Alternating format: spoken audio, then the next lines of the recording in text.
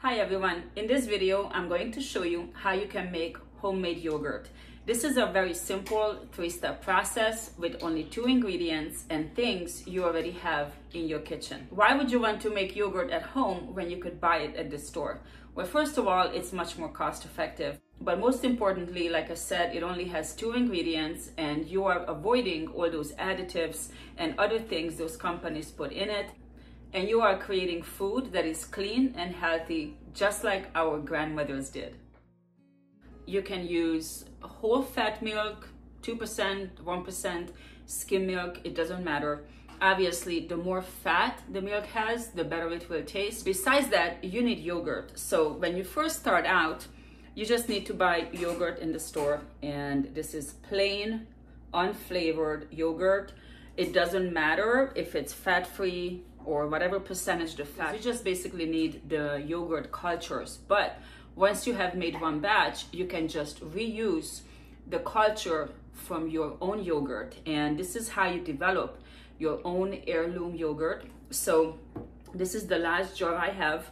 This is yogurt that my mom has started over a year ago. And then each time I have reused the culture. So this yogurt is not a year old, but the culture in it started a year ago. So I want to kind of keep it going because it will be cool to look back in 10 years and say, this is from the same batch we made in 2022.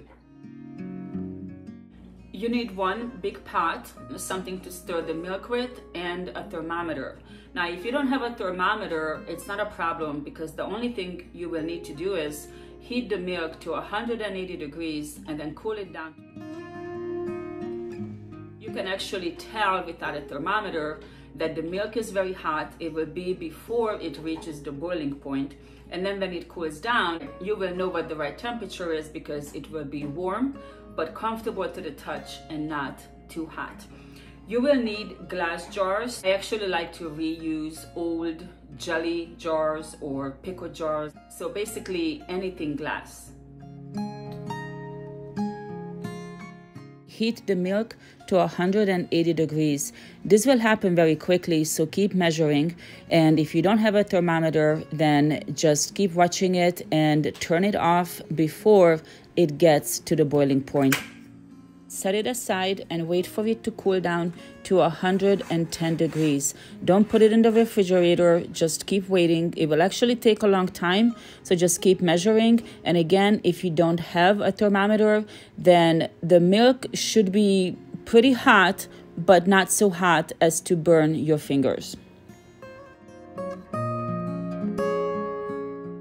With the next step, you actually have 2 options. What I'm showing you here is that you leave the milk in the pot. The other option is that you pour the milk into your glass jars. That is what I have done before. This is my first time doing it like this. I will tell you later why I chose this, but regardless which option you choose, you're going to put the yogurt cultures into the milk. You need to make sure they are evenly distributed, but be very careful because these are live cultures, so you don't want to be too aggressive with it.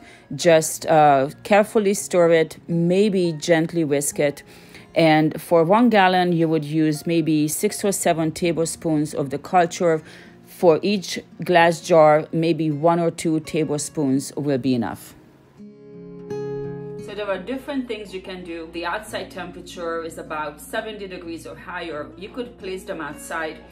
You might want to avoid direct sunlight where it gets overheated, although I have done that once and it turned out okay, but I think I just got lucky. You just want to make sure that it's in warm temperature, but not getting cooked under the sun. In my house right now, it's about 70 degrees because I have the wood burning stove going, so I can just put the jars or the pot right next to it. You can try the oven.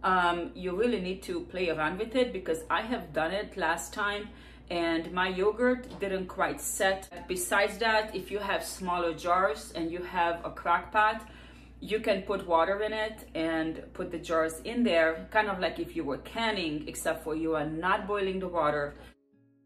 After a few hours, it will get thick, but you need to keep waiting until it will develop this clear liquid on top, and that could take up to 8 hours. If you poured your milk into your glass jars, then your job is basically done. But if you put it in your pot like I did, then you still have some more things to do. This clear liquid called whey, you can actually save it. It's full of protein. You can drink it. It's a little sour, but maybe you could find a way to make it taste good. You can use it for baking. You could see if your dogs want to drink it.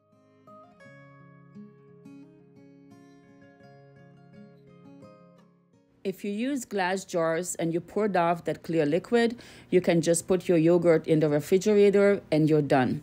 If you use the pot like I did at this point, you still have two options. You can just put the yogurt in clear jars and put it in the refrigerator. Otherwise, you can strain it through cheesecloth. That is what I'm going to do. I have 3 different types. I'm actually using the medium thickness. And the reason I'm doing this is because this way the yogurt will be thicker, sort of like Greek yogurt. You can play around how thick you want it. And I'm also hoping it will reach a little bit more creamy consistency. Then you need to tie it together and hang it from somewhere. If you have a very tall pot, that would be ideal. I didn't have it. You can hang it maybe over a bucket somewhere in the pantry or even in the shower or wherever. I kind of had to get a little bit creative with it. The bottom line is you don't want the bottom of it to touch anything. This way all the liquid will drain out. After a few hours, it should be done. Then you will take it down and spoon all the yogurt into glass jars. This is a little bit messy. I don't like to waste any food at all, so I wanted to make sure I transfer all of it. And my yogurt is definitely a very thick Greek yogurt. I think I left it hang just a little too long. Next time, I will probably only leave it for 2 hours. It doesn't affect the flavor though, so it's okay. But I think if you leave it even longer, that's how you get cream cheese. If you want it to be creamy, you can put it in your blender, and this is when you would add sweeteners or fruit or whatever else you would like. This here is a very popular yogurt drink called lebna. It is drank in the Middle East and in Turkey, and it's one of my favorites. This one bottle is $2, and I can only buy it in one store in Fresno. And I'm going to make it myself. So all you have to do is use 1 part yogurt, 1 part water, salt, and this is mint flavored. So I would think you would add a little bit of mint extract. But I'm not only going to use the yogurt, I'm actually using all this liquid that drained out of it because that's part whey and part yogurt. So I have several jars out of it, and I got all this out of less than 1 gallon of milk. So when I said this is very cost effective, I was serious. Let me know if you are trying this. Tell me how it turns out or if you have any questions. Thank you so much for watching. I'll see you next time.